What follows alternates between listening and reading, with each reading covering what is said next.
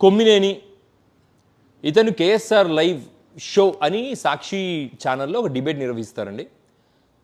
Basically నేను ఈ local channels and మన ఆంధ్రప్రదేశ్కి చెందిన ఛానల్స్ పెద్దగా ఇష్టపడను. సాక్షి ఇష్టపడను, ఏబిఎన్ ఇష్టపడను, ఈటీవీ ఇష్టపడను.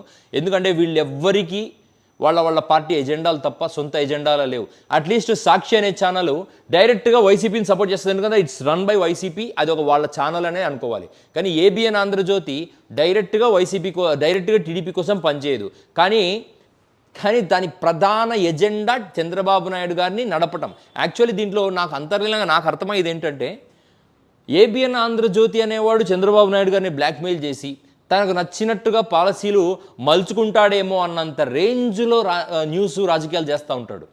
సో ఇవన్నీ మనకు అనవసరం, ఆ ఛానల్ ఏమైపోయినా మనకు అనవసరం. కొమ్మినేని గారు డిబేట్లో నవ్వారట. మళ్ళీ చెప్తున్నా, ఎవడో ఏదో మాట్లాడితే డిబేట్లో నవ్వుతూ అలా అనకూడదు అన్నాడంట. అది క్రిమినల్ కాన్స్పిరసీ అంట. ఆ క్రిమినల్ కాన్స్పిరసీని ప్రూవ్ చేయడానికి కోట్ల రూపాయలు వెచ్చించి ఆంధ్రప్రదేశ్ ప్రభుత్వం ఒక పబ్లిక్ ప్రాసిక్యూటర్స్ని కాదని సెంట్రల్ నుంచి పెద్ద లాయర్లను తీసుకొచ్చింది. ఎవరి మీద?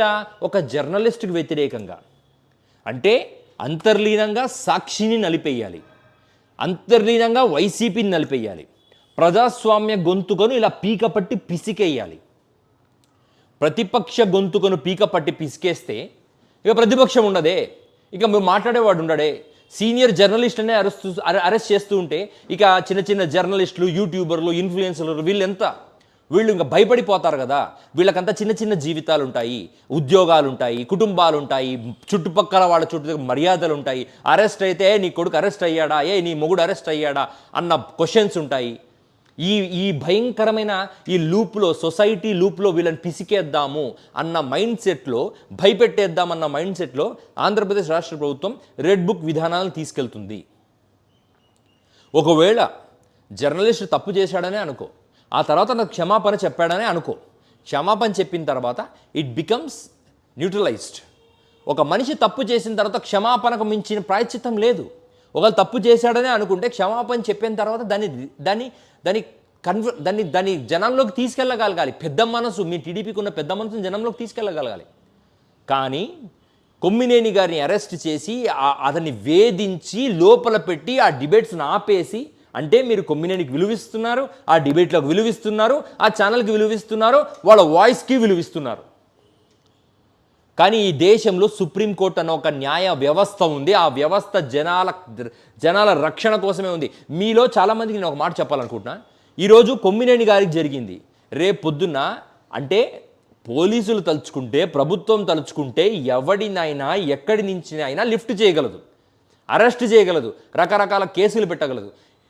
పెద్ద రాజకీయ వ్యవస్థలకు, పార్టీలకు, ఛానల్స్కే ఈ సమస్య తప్పనప్పుడు మీలో మా ఇళ్లలో ఎంతమంది సమస్యలు ఉన్నాయని స్టేషన్లకు వెళ్తారు? సమస్యలు ఉందని స్టేషన్కి వెళ్ళినప్పుడు ఆ స్టేషన్లో ఆ పర్టికులర్ పోలీసు మన మీద తనకు నచ్చకపోతే ఒక కేసు పెడితే మనం ఎక్కడ ప్రశ్నించాలా? ఎవరు ప్రశ్నించాలా? పోనీ ప్రభుత్వమే కేసు పెట్టింది.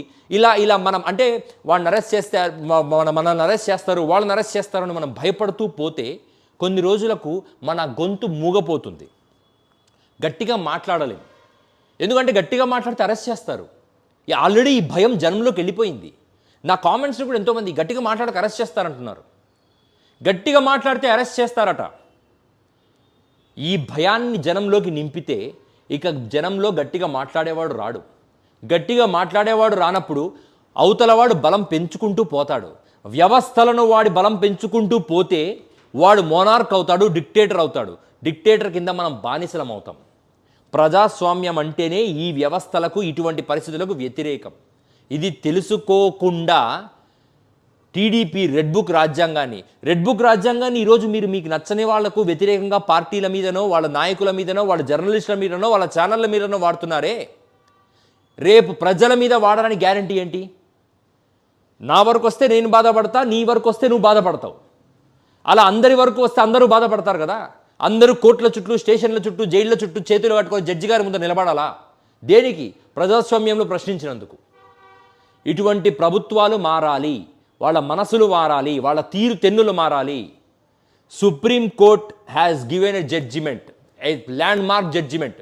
అమాయకులను, వాయిస్ రైజ్ చేసేవాళ్ళను, కార్యకర్తల పేర్లతో కరెక్ట్గా మాట్లాడే వాళ్ళను, అనలిస్టులను ఫర్ నో రీజన్ నచ్చకపోతే ప్రభుత్వం తనకు నచ్చని విధానాలను మాట్లాడుతుంది కదా అని లిఫ్ట్ చేసే ప్రయత్నం చేస్తే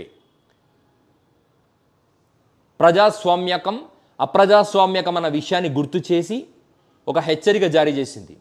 ఈ విషయాన్ని టీడీపీ, జనసేన కూటమి పార్టీలు అర్థం చేసుకోవాలి.